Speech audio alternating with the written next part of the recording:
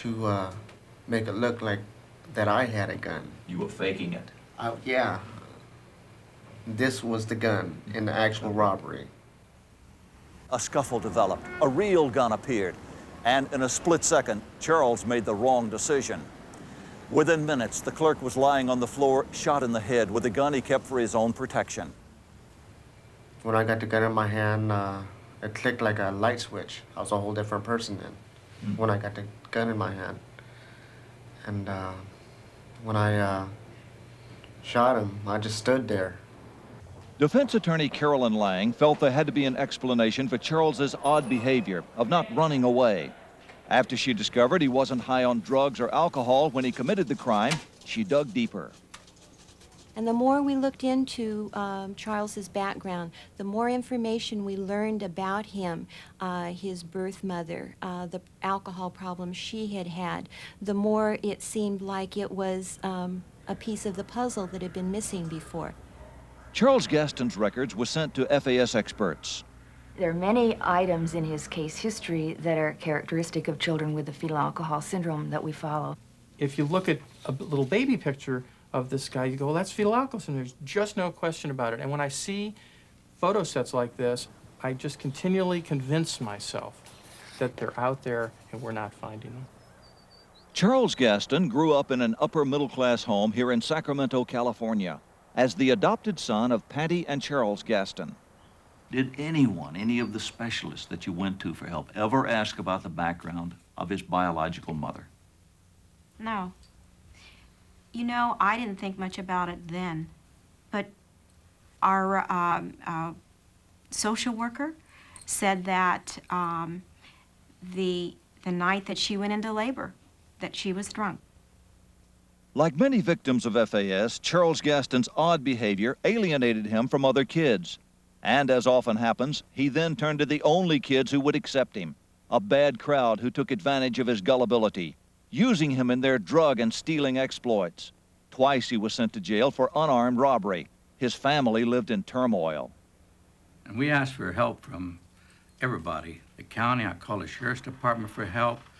Charles can talk very well, and he can talk intelligently.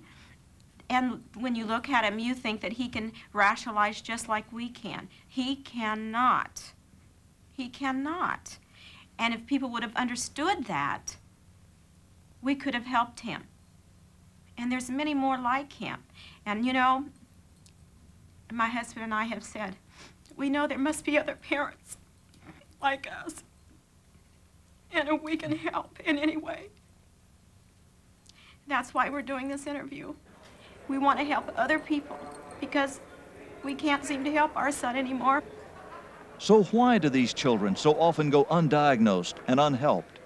When birth defect syndromes are subtle, like fetal alcohol syndrome, and largely involve behavioral problems, the pediatrician often doesn't think of a birth defect diagnosis.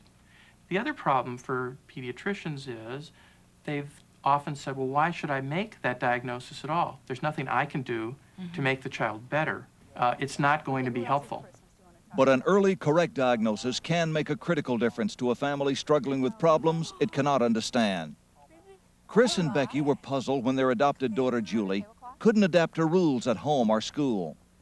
For example, Julie would stand up in the middle of class and start singing. She would take other kids' things without asking. But none of the counselors the family saw could explain Julie's odd behavior. Then just a few months ago, they came across Doris's book and took Julie to experts for a correct diagnosis of fetal alcohol syndrome. It takes a lot of pressure off to realize that a lot of the problems we have with her, it's not willful. It's not because she hates us for something or other. It's just that this is the way her brain works. Do you understand what fetal alcohol syndrome means? Well, pretty much, yeah. Tell me what it means. What happened to you and where's it left you as far as you've been able to tell so far? Well, what I think it means is that my mother was drinking when I was inside of her, and it has affected me. So. A correct diagnosis also means facing the heartbreaking truth that there is a problem that cannot be fixed. For parents, this also means attempting to create a life for their children that they can handle. Michael Doris learned how painful and frustrating that process can be. At age 22, Adam finally has a simple job he can manage. Well, what I do is I'm a dishwasher most of the time, and I work from there from 2 to 10 every night on Mondays and Tuesdays and the weekend. And he lives in a group home for people with special needs, where he's constantly supervised. They remind him to bathe. They remind him to wear a coat when it's cold outside. They remind him to eat. All of those things that people with this problem often forget. Families who have to cope with FAS children face terrible frustrations and badly need support from professionals.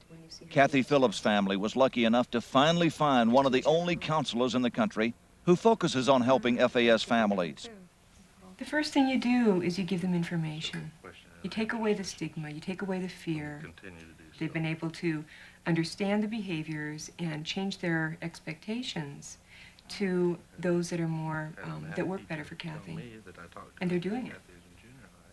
Diane Malbin, who counsels these families, herself gave birth to an FAS child. But it took years of painful struggle to acknowledge the damage done to her younger daughter was caused by her own alcoholism. How much did you drink in terms of volume each day? How often?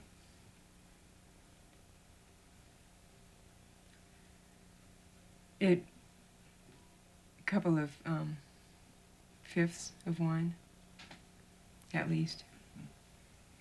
You're an intelligent woman. You must have known somehow that the alcohol was getting in your blood was passing into your child, that the child was getting drunk in your body just as you were.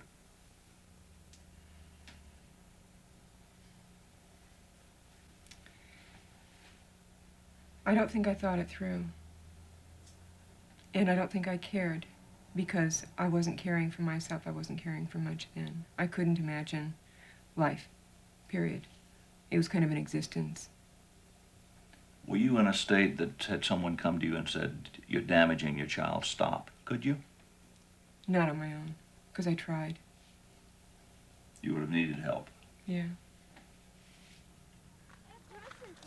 Most alcoholic treatment centers refuse to take pregnant women. Diane Malbin only got treatment after her children were born. I got to get sober, and she doesn't have that option. Diane's own anguish as an FAS mother has helped her to understand the anger that can be felt by an FAS child. And so she counseled Kathy Phillips to express her feelings in a letter to her birth mother, who, for all Kathy knows, is no longer even alive. You don't know how badly hurt I am that I have an alcoholic birth mother that has scarred me and my brother and to whoever else you've given birth to. I feel so ashamed of you, but I'm praying for you.